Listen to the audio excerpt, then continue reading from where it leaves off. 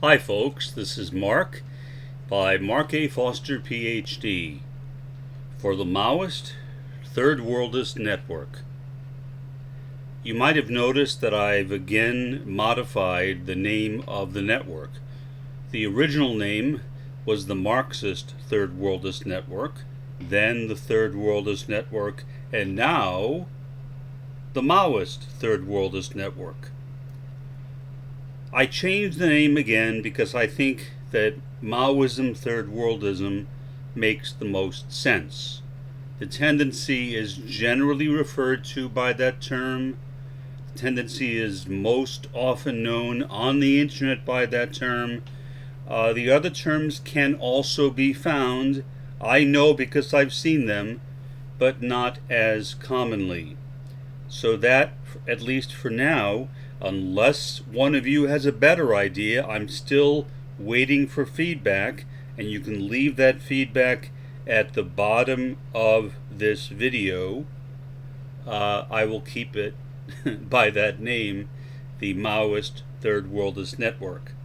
Now, again, what is this for? Well, basically, there is a lot of Maoist Third Worldist material all over the web, but it is difficult to find out where it is. Now, you can try Googling it or Binging it, I guess, and you'll probably find some things. For those of you as old as me, or maybe not even as old as me, you remember the old web ring system, where web rings that dealt with a particular subject would all be linked to other websites. So one website to another website to another website. Well, that web ring thing fell apart. There have been some replacements, but none of them really have succeeded where the original one did. So this seems to me to be a good choice for the 21st century, to have a network, and that network would be composed of both print and broadcast media. So, for example, if, like me, you have a podcast and at least some of your videos deal with Maoism Third Worldism, at the beginning of those particular videos, you would say what I did. Again, something like, "Hi, this is Mark by Mark A. Foster, Ph.D. for the Maoist Third Worldist Network." If, on the other hand, you have a blog or you write for a print publication, articles, then for those particular blog posts and print articles that deal with Maoism Third Worldism, you would put something to do with the Maoist Third Worldist Network in the byline or at the end of the blog post or at the end of the article. Simple. Simple. I intended it to be simple. Now, obviously, that does not mean that all of your posts would fall under that category, or all of your articles or all of your podcasts would fall under that category. I do a lot of podcasts on all sorts of different things, and nowhere in those podcasts is there a reference to the Maoist Third Worldist Network. So it would need to be relevant to that subject. Now, if you are wondering, what is this thing called Maoism Third Worldism? Well, I've discussed it before, but as a refresher, what we believe, that is Maoist Third Worldists, in part, is that ultimately communism will be established by the Third World. By the Third World, not by the First World. Now, there have already been attempts to do that, but they have not been extraordinarily successful over the long term. For example, in China, and in Cuba, and in Vietnam. That's not to say they weren't good tries, but China is no longer communist. Vietnam is debatably communist, and Cuba seems to be slowly drifting away from communism. Where it will be in the future, ask me in a couple of years. So we hope that we can start something fresh, where we can excite the masses living in third world countries about communism and the need to replace what Emanuel Wallerstein, my fellow sociologist, called the capitalist world system with a new communist world system. It'll be most likely a very long process. I don't think that we should expect it to happen overnight. Very few things of consequence, of substance, are immediate. Most things that are worthwhile take a long time to get done, and I don't imagine that this particular thing will be any different in that respect. What is different is that the welfare, the survival of our planet may depend upon the success of Maoism Third Worldism. We look at all the problems in the world. All of them originated by the first world.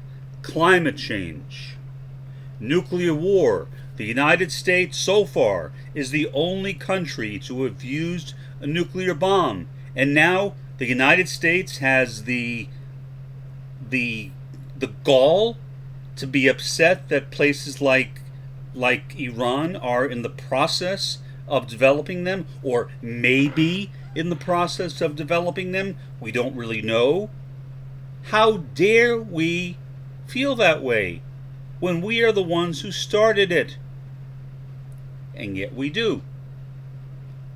We look right now at what is happening in the Middle East. Well, as I speak, there is a war going on between the Palestinians and the Israelis. Well, more specifically, between the Palestinians and Bibi or Benjamin Netanyahu. And in that war, obviously, the Israelis are winning. Well, how could they not win? They have weapons beyond imagination, many of which they got through the United States. Surprise, surprise. The Palestinians are, in comparison, fighting with rubber bullets. They really have very little chance of being successful unless they get the help of some other countries around the world. Maybe North Korea, maybe some other countries in the Near East. I don't know, but for now, things are not looking up for the Palestinians. And that is really a shame, considering that today, as I speak, a hospital was bombed in Palestine. So far, Israel is claiming, oh, it was an accident. We don't know. Do I believe it was an accident? Yeah, I have a bridge to sell you. No, I don't believe it was an accident. Now, maybe I'm wrong. Maybe it was an accident, but for now, call me skeptical. Well, not literally, call me Mark, but I am skeptical about that particular thing. So, the world itself is not really functioning very well, largely because of U.S. imperialism. Largely because the world is dominated by U.S. imperialism. And U.S. imperialism includes NATO.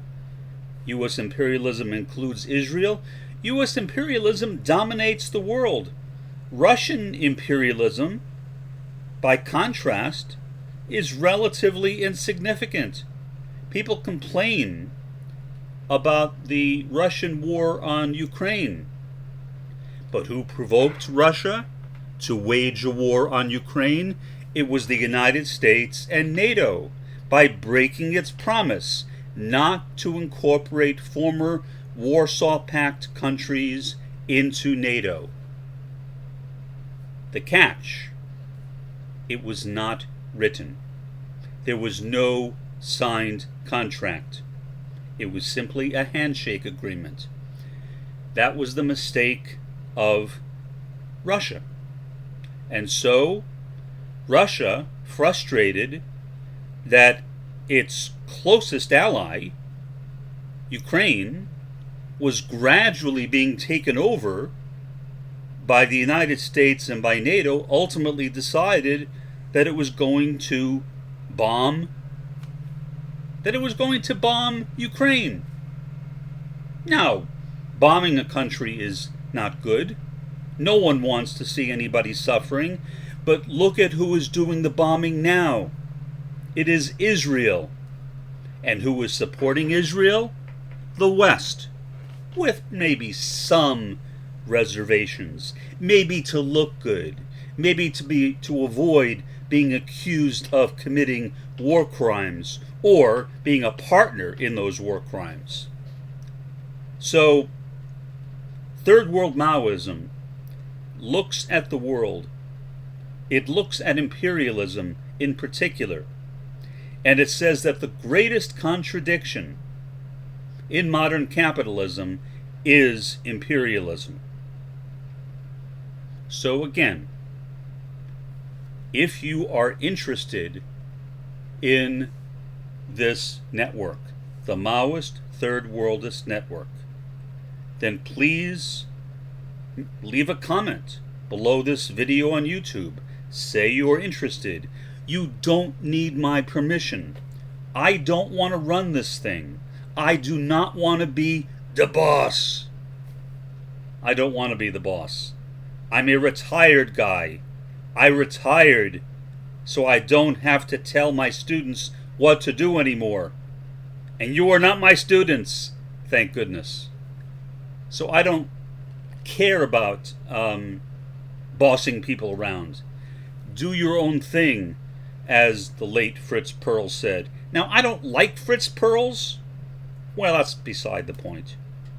But I agree with Fritz Perls about do your own thing. In this case, I'm not expecting you to follow my own guidelines necessarily, just the spirit of what I'm saying. I think otherwise, what's the point of having a network? For the time being, this is Mark by Mark A. Foster, Ph.D. Have a pleasant evening and a better day tomorrow.